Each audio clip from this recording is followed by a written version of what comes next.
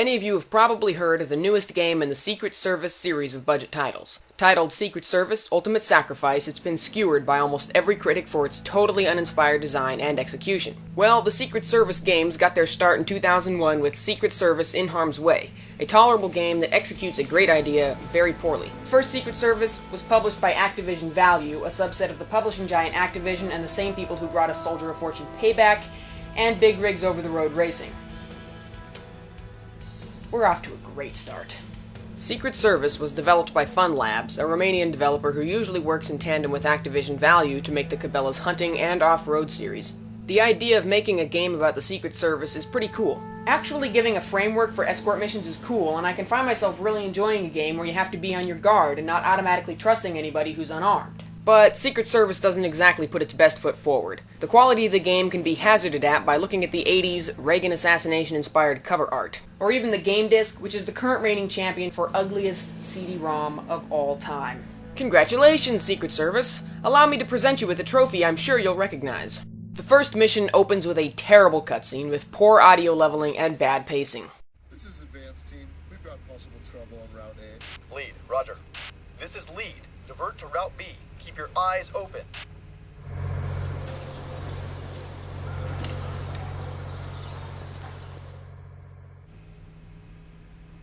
What is this?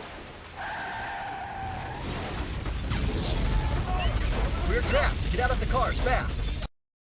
Don't worry, you won't see another cutscene for pretty much the entire game. After the cutscene, you're dumped unceremoniously into a small room with your very first protectee.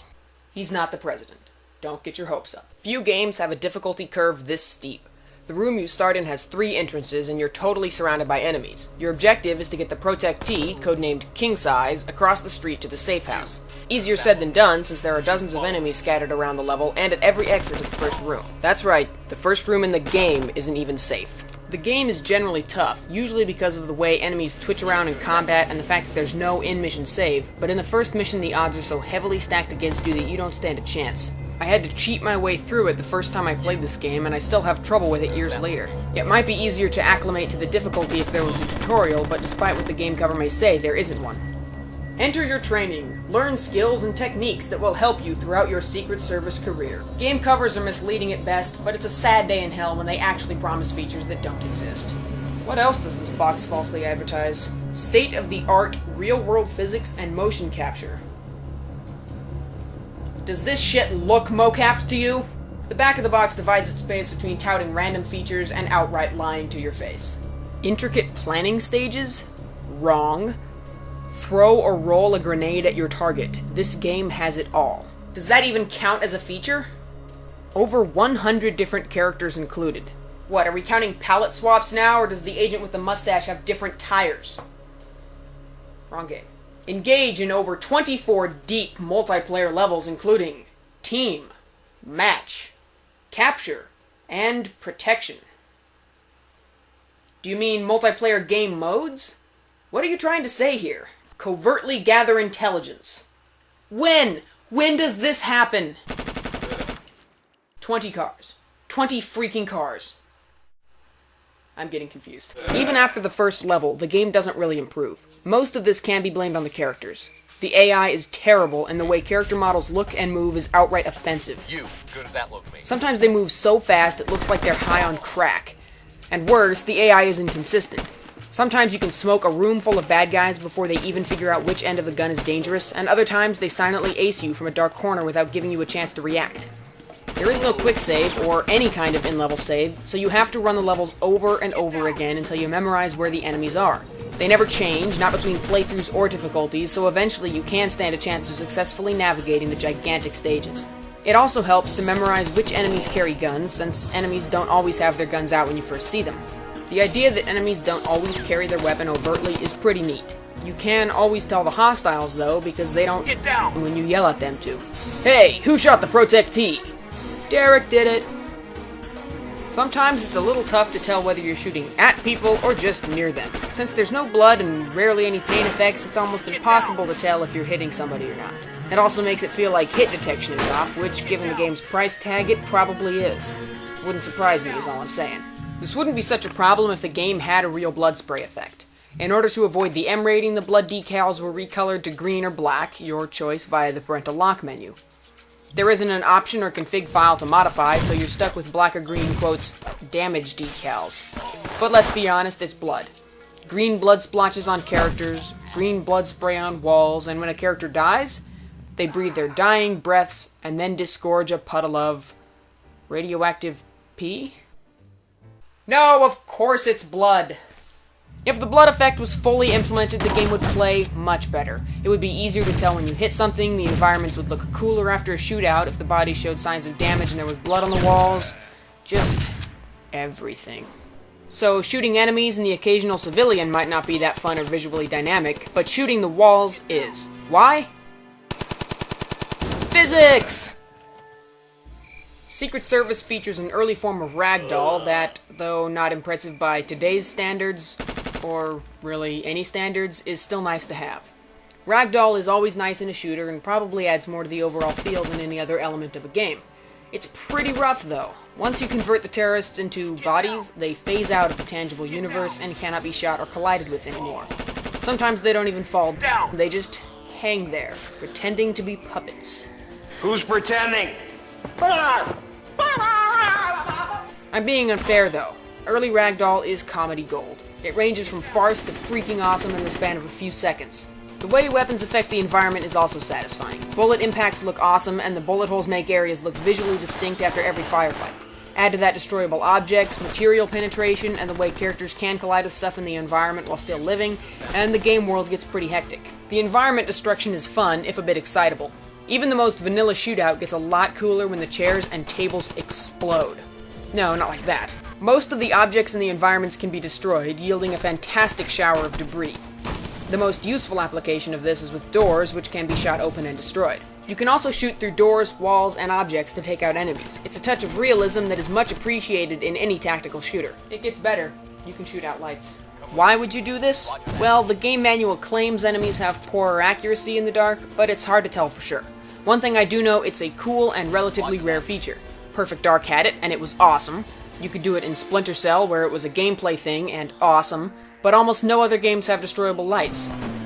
Aside from Rally Championship, where, well, it's not awesome. The real reason I play this game? Aside from being able to yell "get down" all the time, it's the guns. Guns are cool, and this game has an awesome weapon selection. They're accurately modeled for the most part, aside from the Uzi, which seems to be missing some important component pieces, with iron sights that are true to the real models, and reloading animations done correctly. Even cooler, the game differentiates between a regular reload and a mid-magazine or tactical reload. The animation is different and shorter for a tactical reload, plus they remembered to give you an extra bullet in the chamber when you do. Nice! Picking your weapons for the level is cool, even though the inventory system is basically cribbed from Rainbow Six like so much else in the game. Once in the missions, you can take weapons from fallen terrorists who refuse to get down. It's too bad the sound design isn't that good. The game is mostly very quiet, and the gunshots are a mixed bag. The only other sounds in the game are the frequent outbursts of terror from the civilians, the constant shouting of your character, and the odd snatch of music that plays at random and inappropriate times. These are more like misplaced musical stings and serve the same purpose, which is to say no purpose, that they did in the old Rainbow Six games.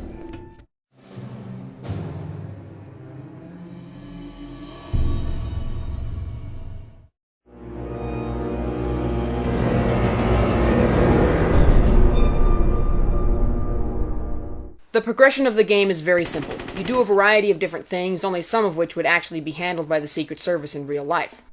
After the first sequence of missions where you rescue King Size and escape the Middle East on Air Force One, the game gets kind of disjointed. You spend a few levels protecting the Vice President, a target of animosity for his controversial views on the conservation of spy crab habitats. The levels don't feel very connected, and even though there's only one linear path through the game, it still allows you to branch careers. Did they expect you to be so broken up about losing one of the generic agents that you'd actually use this feature? Oh no, not Mustache Guy! Maybe in Rainbow Six, where the team members have different skills, but not in Secret Service. In fact, in the entire game, you only protect the President of the United States once. And once is actually a pretty generous appraisal, because when you do have to protect the brown-haired President, he's had his character model unexpectedly replaced with that of our blonde friend the Spy Crab. I mean Vice President. And it's in a sewer level, so there's that. Then, at the very end of the game, you have to kill a bad guy during a party at the White House before he shoots anybody. His gun is gone. Damn it. We have a gunman in the building. So let me get this straight. The first level is a 50-man sprawl, and the last level is one guy. What is this, Benjamin Button's Secret Service? So much of this game just seems weird, and I guess that's because it is a budget title. Some parts of the game, like the level briefings and the weapons, seem like they were lovingly crafted by a dedicated team. Other parts feel lazy or cobbled together or even random. So you can move menu overlays around the screen. Cool. Heh, check that out. Chalk that one up under lazy. Overall, this is one of the better budget titles I've played. Just wait until I get to the next one, though, because it's an unmitigated piece of shit.